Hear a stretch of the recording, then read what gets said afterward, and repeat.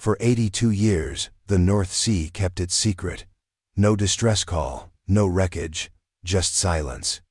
Until one sonar ping, barely more than a whisper, revealed something impossible. A shape beneath the silt, intact, undisturbed, and waiting. It wasn't supposed to be there. And whatever happened inside was never meant to surface. Before we descend further into the silence, into cold steel tombs and unanswered prayers, pause with us. Like this video and subscribe to the channel. Your support is more than digital, it's a heartbeat echoing in the dark, a flare lit for the forgotten. Every click is a name remembered, every share a voice refusing to fade. You are the listener the sea never expected. Thank you for standing watch where others turned away. It began with a sound, a tight, clipped blip that registered faintly on the sonar screen, too structured to be natural, too symmetrical to ignore. The research vessel Nordlys, part of a Norwegian coastal survey operation, had been combing a quiet stretch of the North Sea. The mission was simple: update sediment maps to accommodate new shipping lanes. It was the kind of routine work that left most of the crew fighting drowsiness under gray skies. Until the ping. At first, the anomaly appeared as a shadow, something long, resting just below the seabed, its shape dulled by time and silt. The equipment technician, a young woman named Maren, adjusted the gain. What she saw made her freeze. On the monitor, amidst a sea of static and natural seabed clutter, there emerged a form too clean, too precise, cylindrical. Nearly 70 meters in length, its bow rounded like a bullet. A familiar geometry, known to historians and sonar operators alike. The bridge, the conning tower. The telltale outlines of a German Type 7 U-boat. No one spoke immediately. For a moment, the research deck of Nordlys held only the quiet hum of computers and the low rumble of the sea outside. It had been over 8 decades since the war passed through these waters. But there it was, something unmistakably man-made, sitting at the bottom like a frozen thought. The vessel's lead archaeologist, a retired professor named Dr. Henrik Solberg, was summoned from his bunk. He studied the sonar image with quiet intensity, his knuckles whitening as he gripped the edge of the table. It wasn't just a wreck, it was intact. No signs of torpedo damage, no scattered debris field. The hull appeared sealed, the silhouette unbroken, preserved in the cold, dark stillness of a graveyard the sea never marked. "Have you seen this before?" someone whispered. Henrik didn't answer right away. His voice finally came, slow and hollow. "No, but I've waited a long time to. The North Sea is vast, its floor littered with relics from centuries of conflict and commerce. But wrecks don't usually stay hidden this long, not if they're whole. Not in waters this heavily surveyed. The find was more than rare, it was impossible. There were no reports, no previous logs, no wartime accounts that suggested a U-boat had vanished in this specific quadrant. Yet here it was, slumbering beneath 70 meters of silence. Outside, the wind picked up, brushing salt spray against the observation windows. Maren watched as clouds rolled low across the horizon, the kind that steal color from the sky and flatten the world into monochrome. Below, under layers of silt and forgotten years, metal met mud in perfect stillness. They reran the scans, adjusted angles, switched frequencies. But the truth stayed the same. A U-boat had rested here, undisturbed, for 82 years, a ghost ship with no history. A secret unspoken by ocean or archive. None of the crew said it out loud, but the thought was shared in glances and shifting eyes. What were they doing here? Why this place? And how had it taken this long to find? And then there was the deeper question, the one that came in the silence between sonar passes, the one no data could answer. Who was still inside? The wind howled, and the Nordlys drifted above the wreck like a satellite in orbit, watching, waiting. As the sea, as always, kept its own counsel. April 12, 1942. The sky over Trondheim hung low and colorless, a curtain of mist rising off the fjord as U-398 prepared for departure. The crew moved with a grim efficiency that had become ritual. Boots against metal, voices muffled under the echo of orders, diesel fumes mingled with sea air. Beneath the noise of engines and clanking hatches was a quiet weight, something unspoken, but present in the glances between men who had long since accepted the uncertainty of return. They had all heard the stories. The sea was swallowing U-boats faster than the Reich could build them. The commander, Oberleutnant Karl Weiss, was 32. A career officer with a calm voice and a face weathered beyond his years. To his men, he was steady, deliberate, and dangerously human. Before boarding, he paused on the quay, looking back toward the shore where a handful of civilians stood. Among them, a young woman held a letter close to her chest, her fingers trembling. She was his wife, Anna. Their son was 3. She would never see him again. By dusk, U-398 slipped beneath the surface, vanishing into the iron-gray water. Its orders were simple: patrol the North Sea, intercept merchant convoys, report Allied movements near the Shetland corridor. It was a mission measured in coordinates and silence. Once submerged, radio transmissions would be rare, coded, and brief. The war was reaching its fevered middle, losses on both sides mounting, paranoia thickening like fog. U-398's disappearance would barely ripple the surface of military reports when it came. For the first week, transmissions arrived as expected. Position updates, routine acknowledgments. Then nothing. The last recorded signal was a single line of Morse code, partial and indecipherable. It came in at 2:14 hours on April 22, weak and fragmented, before cutting off mid-character. No distress call followed, no coordinates, only static. Naval Command logged it and moved on. Other boats were missing too. In a war fought largely in shadows, absence was common currency. When the U-boat failed to return by May, the Kriegsmarine listed it as Verbleib unbekannt, whereabouts unknown. The entry was filed, stamped, and forgotten. Its crew of 43 men became numbers in an archive that no one revisited. Officially, they were presumed lost to enemy engagement or mechanical failure. Unofficially, rumors began to form in the small, wordless spaces left behind. Other submariners spoke of cursed sectors, of magnetic anomalies that confused instruments, of unseen mines drifting through the current like ghosts. Some swore the North Sea itself could turn on you, its depth shifting, its silence too deliberate. There were whispers of one crewman who'd dreamt of black water before deployment, who'd told a fellow officer that the sea had teeth. These were stories traded in mess halls and smoke-filled bunkers, not in reports. But stories have longer lives than truth. In the years that followed, families wrote letters that went unanswered. Mothers pleaded for updates. Wives asked for confirmation. The bureaucracy responded with formality and distance phrases like, with regret, missing presumed lost, further inquiry unnecessary. Each letter was a door closing quietly in grief's face. By 1950, when the world had rebuilt itself, and war memories were being buried under new economies and new fears, U-398's name was a line on a page, a phantom in maritime records. But not everyone forgot. Some relatives kept the telegrams folded in drawers, their papers soft from being unfolded and refolded too often. Children grew up with photographs of fathers who never aged. Every decade, the story returned in fragments: an article here, a whispered recollection there. A fisherman's net tearing on something metallic. A sonar blip dismissed as rock. Always the same conclusion: it's nothing. But the sea remembers. It keeps what it takes. And beneath the North Sea, in that long corridor of silence between Norway and the Shetlands, something rested, untouched, unseen, waiting. What happened to U-398 was never recorded, because there was no one left to write it down. The letter was dated March 2, 1944.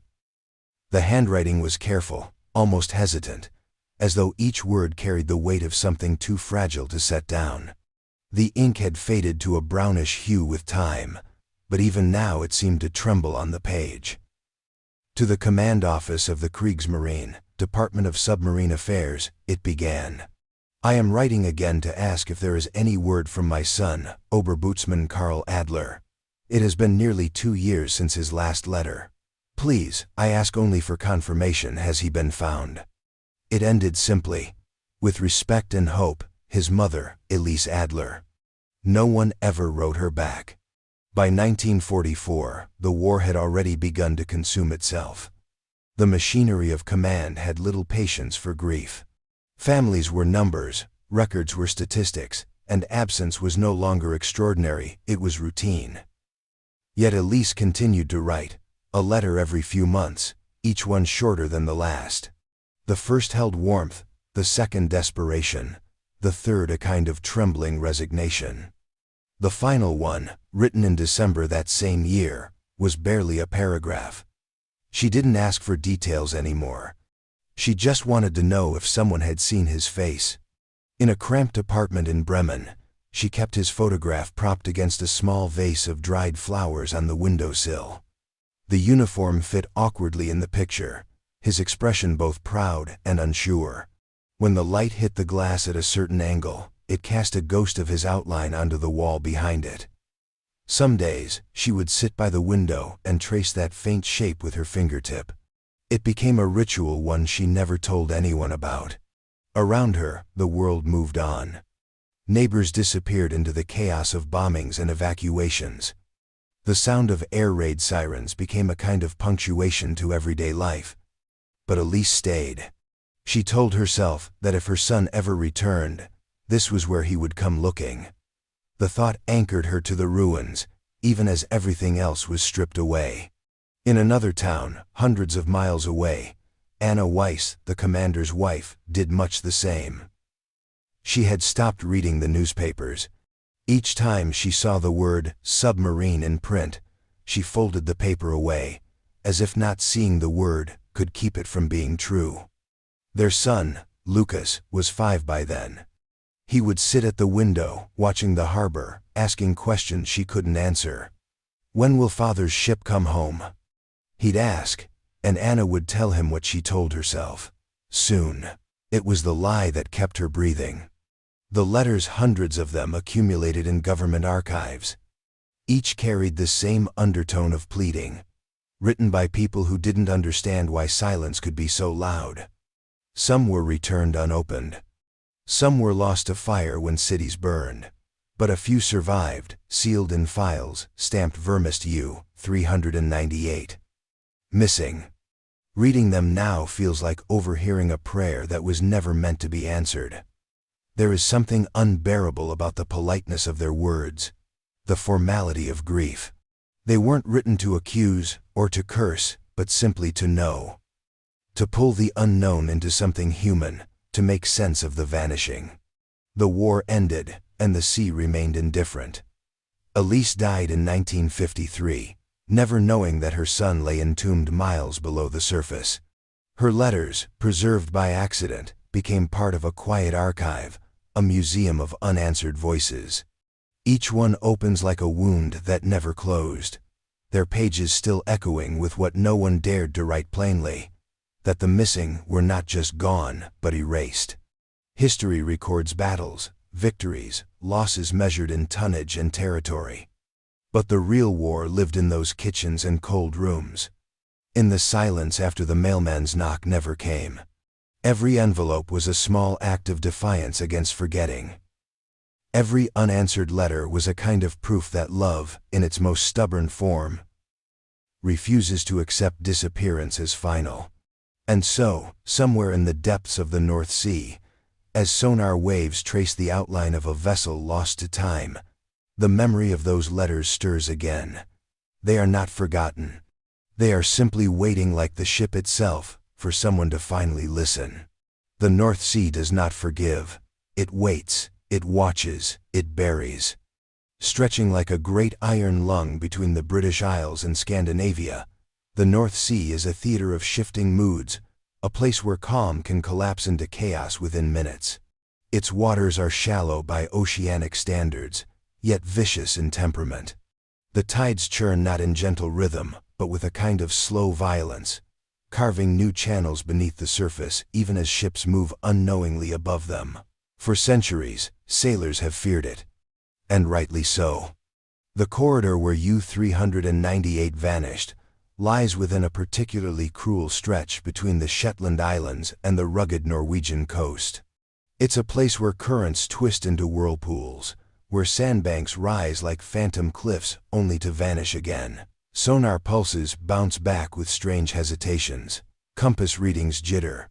Even in modern times, vessels crossing this path report sudden shifts in navigation, unexplained mechanical failures, and on more than one occasion, silence radio blackouts that seem to come from nowhere.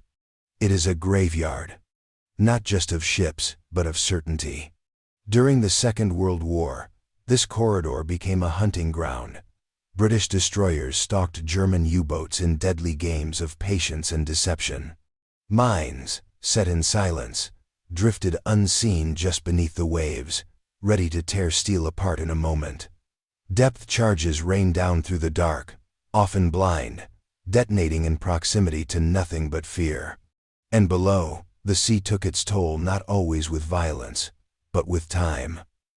A leak here, a pressure crack there, a miscalculated ascent. Not every U-boat was destroyed in battle. Some simply disappeared into the cold. The North Sea holds them. Silently, without favor.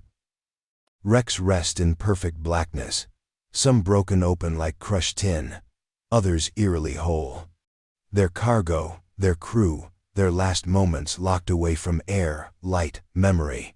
It's not unusual to discover these wrecks decades later, preserved by the temperature, the pressure, and the silt that wraps them like a shroud. Each one tells a story, or guards it fiercely. But the place where U-398 was found, it's different. It lies in a blind pocket of the corridor, a place rarely scanned, avoided by trawlers and shipping lanes alike. Not because of superstition, but because the seabed there is difficult, uneven, restless. Sonar yields inconsistent results. Metal sometimes hides as rock. Signals bend. It's a place the sea does not like to reveal. A place that resists memory. There's no logical reason why the U-boat would be there. It veered far from its last reported position.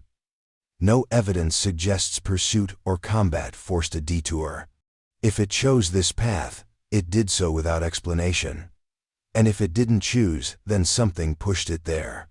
The sea here seems almost complicit, as though it welcomed the vessel down, then sealed the surface behind it. For over 80 years, it kept it secret. No oil slicks, no floating wreckage. No hint to satellites or search crews, just silence.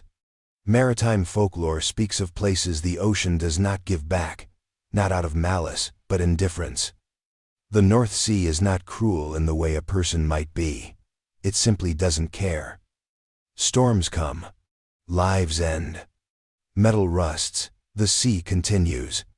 That apathy, more than anything, terrifies those who understand it. Even today, as technology maps every contour and scans every anomaly, there remain stretches where the screen goes blank, where instruments falter, where the ocean seems to inhale and say, "Not here." And so, when U-398's shadow appeared clear, deliberate, and intact, it was not just a discovery, it was a betrayal. The sea had made a mistake. It had shown something it never intended to share. Not everything buried is meant to stay lost, but in the North Sea's forgotten corridor, most things are. The screen glowed a pale green in the darkened control room of the Nordlies. On it, a thin slice of the ocean floor glimmered with blurred topography, sand ridges, silt valleys, and in the center, a perfect outline. No ragged edges, no debris fan. Just a slender, symmetrical shape lying with unnatural stillness in the sediment. The first reaction among the marine analysts was disbelief. It looked staged, like something drawn into the landscape rather than left by it. The sonar technician zoomed in again. The vessel's bow emerged with astonishing clarity. No crumpling from pressure, no torn metal. Even the conning tower was discernible, rising like a dark spine. The periscope retracted, the hatches sealed, the hull unbroken. It had been sitting there for 82 years, yet it looked posed. Dr. Henrik Solberg leaned closer, his breath shallow. He'd spent most of his academic life studying wrecks, dissecting rust and ruin to piece together final moments. But this wasn't a wreck. This was preservation. Or concealment. Ships at the bottom of the sea told stories in fractures. Torn bulkheads spoke of explosions. Scattered parts suggested panic. But this shape was whole, lying as if it had chosen to rest. The implications didn't settle all at once. They crept in, slow and heavy. Why was it here? Why hadn't it been found sooner? The North Sea, even with its volatile moods, had been scanned thousands of times over the decades. But this wreck had never surfaced in any data.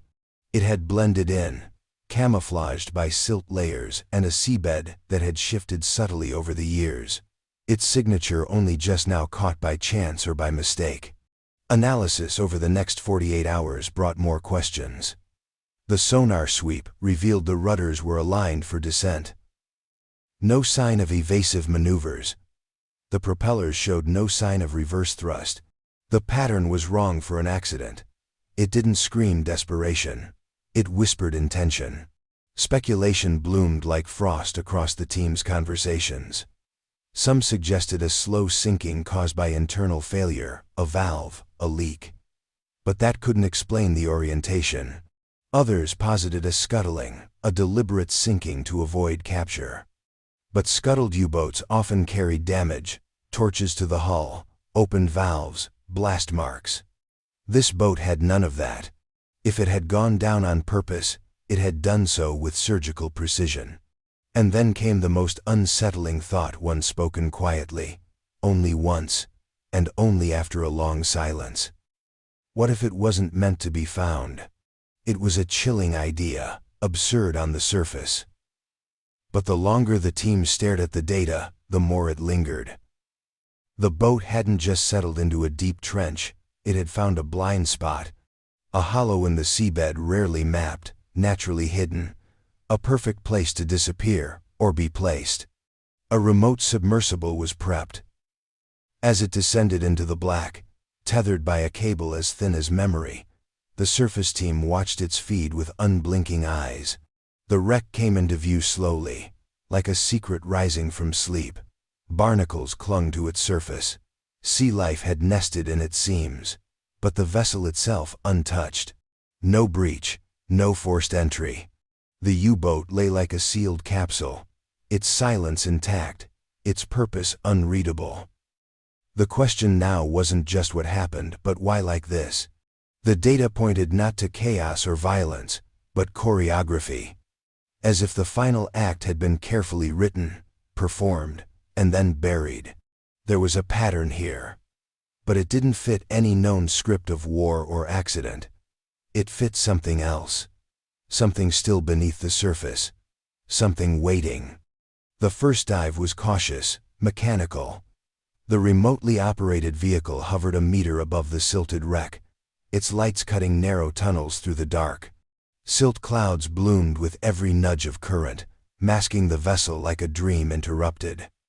The hull remained unbroken, its skin coated in decades of corrosion and quiet. But it was what lay outside the wreck that caught the diver's attention, a scattering of objects half buried just beyond the starboard flank. They were fragments, a broken ceramic cup, a length of corroded wiring, a boot, still faintly shaped to the foot that once filled it. Nothing unusual for a wreck of that age. But then, the camera caught something rectangular, wedged beneath a slant of rock and metal flattened, clinging to the seabed like something trying not to be found.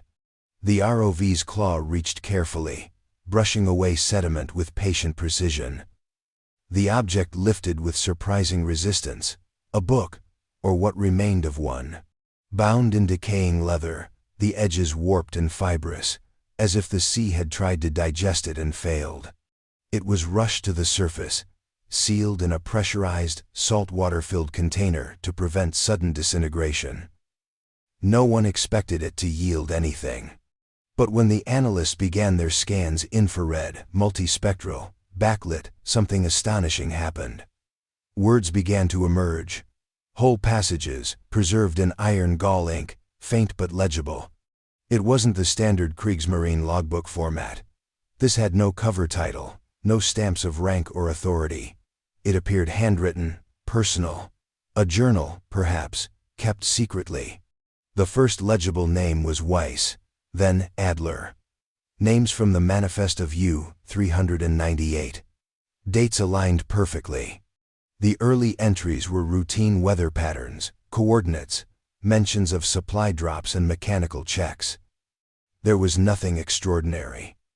Until the midpoint. The writing shifted. The hand changed, grew tighter, more rushed. The entries became less about duty, more about sensation. One line read, "Radio echo again last night. No origin. Faint, rhythmic. Sounds like breathing." Another dated April 18th. "Periscope shows nothing but mist. Surface still. Instruments unreliable. Drift, or something worse." The final page took days to extract. The ink had bled into the paper, forming spectral lines that seemed to move under the scanner's light. But when it was reconstructed, letter by letter, it revealed a single sentence.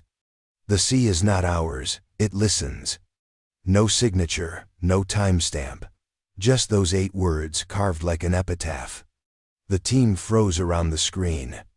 In all their years of wreck exploration, no message had ever landed with such precision, such eerie clarity.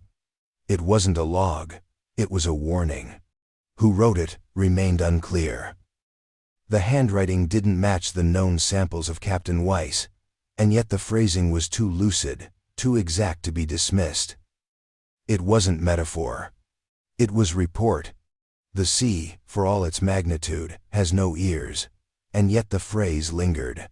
Analysts debated its meaning. Was it a hallucination? The rambling of a crewman losing grip under the pressure of isolation? Or did the crew sense something in those last hours, something beyond understanding? The question grew more urgent with each passing day. If one of them felt the sea was listening, what had it heard? And what had it done with them afterward? The logbook was placed in a sealed archival case, its final line magnified, backlit, displayed like a relic. People came to stare, some dismissed it. Others, especially those who'd worked the dive, said little. They had seen the wreck's position, how deliberate it seemed. How the objects outside appeared arranged, not scattered, but placed. It no longer felt like a tomb, it felt like a message. One sealed inside metal and darkness, waiting to be read only when someone dared to listen back. By the 3rd week after discovery, speculation had outpaced fact. The recovered logbook, cryptic and unsettling, had opened more doors than it closed. Historians debated in careful language, invoking protocol, technical failure, and navigational error. But beyond the polished language of academia, a more fragmented conversation unfolded, one shaped by intuition, fear, and something deeper. Something not easily named. Was U-398 part of a classified experiment? A testbed for sonar cloaking systems or psychological endurance studies? There had been rumors during the war, quiet whispers about certain submarines sent on missions with sealed orders and crews forbidden from contacting command. But none of those records survived. Or if they did, they weren't accessible. The Kriegsmarine archives held only a blank space where U-398 should have been. Others pointed toward the supernatural Nazi occult projects, whispered legends of sea spirits, electromagnetic zones that disturbed thought itself. Theories bloomed like mold. But even the most grounded among the team found themselves revisiting one uncomfortable truth. The U-boat didn't look like it crashed. It looked like it lay down. The logbook's later entries had suggested not chaos, but a slow descent into something else, something quieter. Inside a submarine, time folds differently. Light doesn't shift, the outside world disappears. You measure your existence in air recycled through machinery, in meals from sealed tins, in sleep disturbed by the persistent hum of engines and the oppressive closeness of metal. After days submerged, the mind begins to wander. After weeks, it begins to fracture. What happens when the radios stop responding? When the depth gauge flickers, then dies? When your orders stop making sense because you no longer believe the war is up there waiting for you at all? U-398 had 43 men aboard. No distress calls, no logbook entries after that final cryptic line. Whatever happened, happened in silence. Divers retrieved no human remains outside the hull. The interior, still sealed, remained untouched by order of the preservation team. But remote scans painted a chilling image. No signs of breach. No pressure collapse. Internal compartments appeared orderly. No suggestion of violence. No clear evidence of escape attempts. It didn't feel like disaster. It felt like surrender. One theory, unspoken in official circles, began to whisper through the research team late at night. What if they stopped trying to surface? What if the crew, for reasons no one could yet name, made the decision to remain where they were to vanish? The mind reaches for stories to explain the unexplained. One diver, after reviewing the footage of the wreck, said it felt like walking into a church that had been drowned. Another described a pressure he couldn't name, something that hung in the water around the vessel, not physical, but present. The U-boat had always been a weapon of silence, but this silence was different. It was not strategic, it was profound. When the team played back the sonar recordings, amplified beyond normal parameters, they heard what they thought was interference, static, pulses. But within it, faint rhythms emerged unpatterned, low, almost breath-like. Most dismissed it as mechanical noise. Others listened again, and again.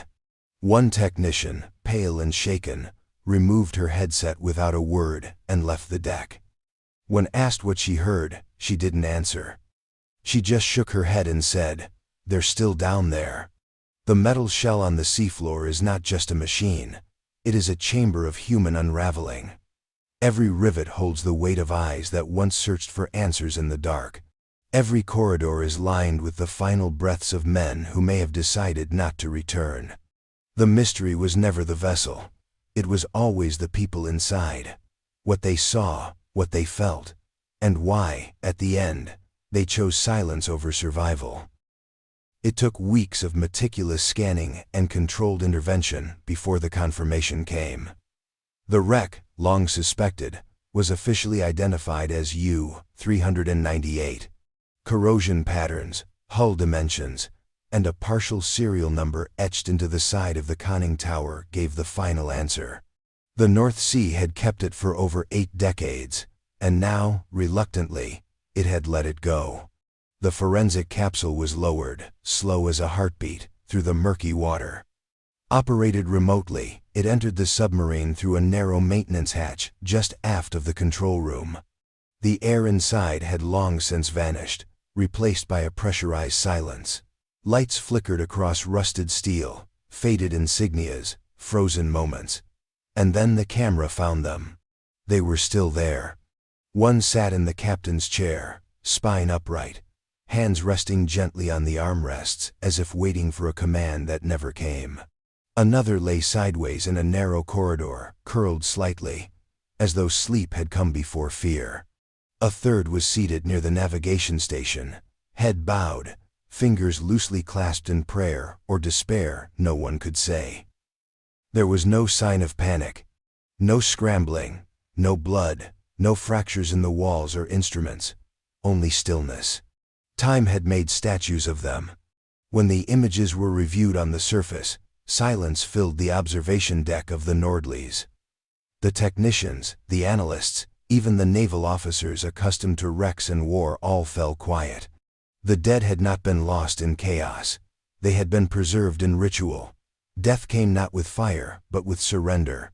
The names were cross-checked, records unsealed. 43 men, all accounted for. One by one, the project team began the solemn task of contacting families. What few remained. Most had passed. Some lines rang disconnected. But one call, placed to a village outside Leipzig, found its way to a man named Dieter Adler. He was 93. His voice shook, even before the words arrived. When told the wreck had been found, he was silent for a long time. Then, with a steadiness that seemed to rise from somewhere far deeper than memory, he spoke of a letter, one he'd kept for 82 years.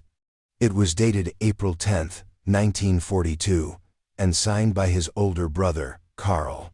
The letter said he would return. That after the war, he'd take Dieter fishing on the Elbe, just like they had as boys. It had been the last letter. He never came back. Dieter had believed for decades that Karl died in battle. Maybe bombed at sea, maybe broken by pressure. But the truth, now, lay in black water, 247 feet below the surface, still wearing his uniform, still aboard. The photograph of Karl Adler was brought out from a drawer. The same narrow eyes, the same hesitant smile. The last photograph, untouched by time. Dieter placed it by his window and said, quietly, "Now I know where he is." For the forensic team, it was not a discovery. It was a reunion, and it weighed heavier than they had prepared for. No one had expected the crew to be found like that, undisturbed, seated, whole. It was as if the submarine had become a crypt, its steel shell not a coffin but a cathedral, sealed in darkness, guarded by pressure and patience. They didn't disturb the remains. A decision was made to leave the wreck intact, to mark it officially as a war grave. Nothing more would be taken, nothing more would be touched. The dead, finally known, would be left with the sea. As the sun set on the Nordlies, casting long orange streaks across the water, Dieter's voice crackled through a recorded message played on deck. He thanked them, not for the science, not for the sonar, but for giving a brother back to the world, even if only by name. Some stories end with answers, others with silence. This one, somehow, ended with both. The ocean has always taken. It draws things into itself without explanation. Wood, steel, lives. And most often, it keeps them. It erases outlines, softens edges, strips identity, until what remains is only absence. That is the sea's nature, to make the known unknowable again. And yet, just this once, it gave something back. U-398 was never lifted from the sea floor. There was no great salvage operation, no triumphant reveal for museum glass. The wreck remains there now, cradled in the folds of the seabed, like a memory turned inward. The currents have resumed their slow circulation around it, as if indifferent to the brief stir caused by discovery. But something is different. The silence surrounding it is no longer absolute. A marker buoy drifts above the site, bobbing quietly in the wind. There is no plaque, no headline, no dramatic fanfare. Only a coordinate, etched onto a file, and a quiet understanding among those who witnessed it, that something sacred rests below.